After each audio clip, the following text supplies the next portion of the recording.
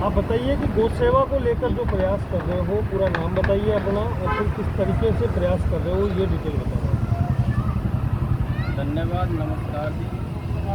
आदरणीय मेरे बड़े भाई, सबसे पहले तो मैं आपके हिंदी न्यूज़ चैनल को बहुत बहुत आभार व्यक्त करता हूं कि आपने मुझे बोलने का मौका दिया आपके प्लेटफॉर्म पर, ताकि मैं इस आपके प्लेटफॉर्म के माध्यम से जनता की सेवा कर सकूं और जो मेरी गौ सेवा है उसके विजन में आपके सामने रख सकूं। तो सर, आपने जो ये सवाल किया है मेरा गौ सेवा के संबंध में, तो मेरा क्या एक बचपन से एक सपना था, एक सोच थी, एक विजन था कि जो मैं देखता था चारों तरफ आवारा गाय घूमती थी। इससे क्या है, हमारे किसान भाई भी परेशान होते थे, क्योंकि जो ये गाय थी बेजुबान जीव था। ये किसान भाइयों के खेतों में, फसलों में नुकसान पहुंचाया जाता था। जब मैं देखता था कि हमारे भी खेत थे, तो जब ये बेजुबान जीव आता था, जो गाय माता है, इसको हम माता कहते हैं, तो इस पे क्या है, फसल की सुरक्षा को लेकर प्रहार किए जाते थे। इस पे क्या है, लठ मारे जाते थे, मारपीट की जाती थी इनके साथ। तो मैं देखता था कि किस प्रकार से अत्याचार हो रहा है गाय माता पे। जिस हिंदुस्तान में हम रह रहे हैं, जिस हिंदुस्तान में गाय को एक माता कहा जाता है, तो उसके ऊपर इतने बड़ा अत्याचार हो रहा है। तो इसी को लेके मैंने सबसे पहले एक कमेटी बनाई थी, 7 सदस्यों की कमेटी बनाई। उस कमेटी के माध्यम से मैंने राधा किशन गौ सेवा समिति का रजिस्ट्रेशन करवाया, और रजिस्ट्रेशन के बाद मैं अपनी क्षमता के अनुसार गायों की मैं सेवा कर रहा हूँ। किस प्रकार की सेवा करते हो आप गायों? गायों की मैं सर समय पे उनको पानी पहुँचे और समय पे उनको हम चारा दे सकें। लेकिन इसमें जो समस्या में मैं सबसे बड़ा जो संघर्ष करना पड़ रहा है, क्या है कि सरकार मेरा सपोर्ट नहीं करती। सरकार वादे करती है कि हमें गाँव के नाम पे अनुदान देंगे, न तो कोई अनुदान दिया जा रहा और नहीं तो किसी भी जनप्रतिनिधि के द्वारा कोई समर्थन किया जा रहा है।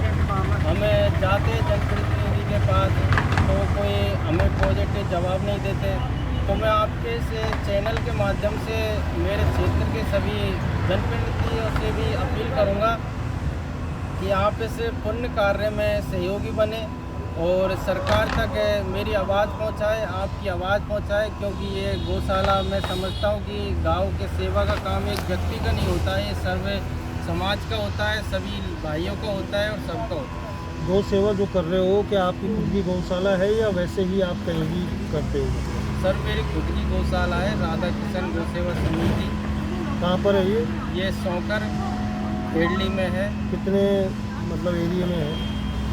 ये अभी क्या है, हमको अस्थायी रूप से पंचायत ने दी है, करीब 1.5 बीघा ज़मीन है और उसकी बाउंड्री हो रही है।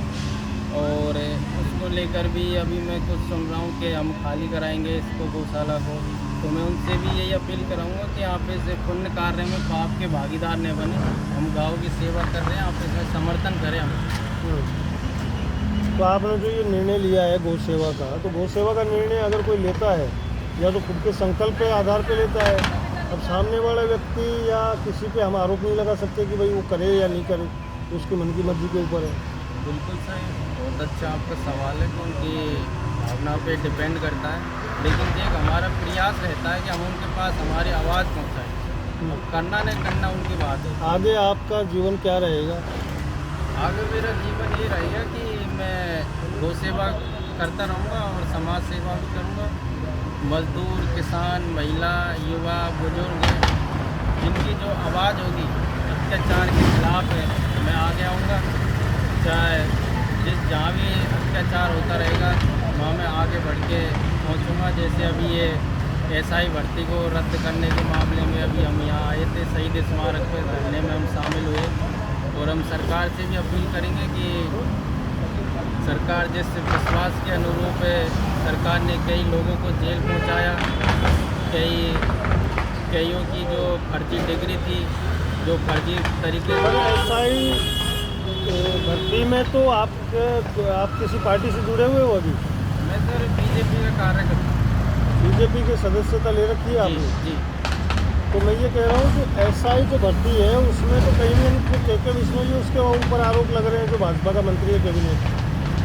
सर ये बात तो मैं नहीं कह सकता, लेकिन मैं तो इतना कहना चाहूँगा कि जो भी इसमें लिप्त है कोई हो चाहे वो, उसकी जांच होनी चाहिए और दोषी कोई हो, छोटा हो बड़ा हो, तो उसको जेल पहुंचाना जाना चाहिए। अभी छोटी छोटी मछलियां तो जेल पहुंच गई है, मैं उम्मीद करूंगा कि जो बड़े लोग इसमें संलिप्त हैं उनको भी जेल पहुंचाया जाएगा।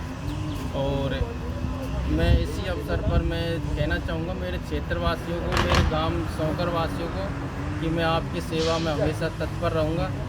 आप कभी भी मुझे याद कर लेना, मैं आपकी भरपूर सेवा करूँगा। और अब आने वाले समय में अभी चुनाव आएंगे, पंचायत चुनाव आएंगे, जिला परिषद के आएंगे, उनके आएंगे, तो आपको सोच समझ के वोट देना है। ऐसे व्यक्ति को वोट देना जो आपकी सेवा कर सके, क्योंकि